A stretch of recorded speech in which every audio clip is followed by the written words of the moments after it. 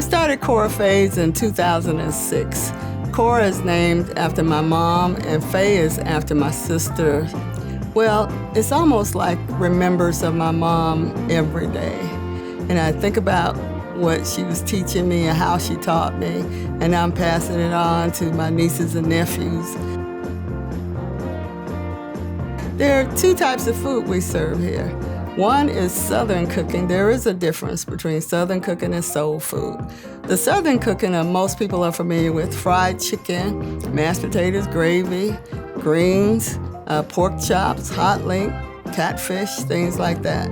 Soul food part comes in when we do the oxtails and we do the neck bones. But we have traditional things like cornbread, and we have red waffles that we created here, and also soul food egg rolls. So you can be a little adventurous with soul food. It's very important for the community to support Black businesses because there's beginning to be fewer and fewer of us out here. And with the diversity and with the economic climate as well, and also finding locations, we all need support in our prospective communities.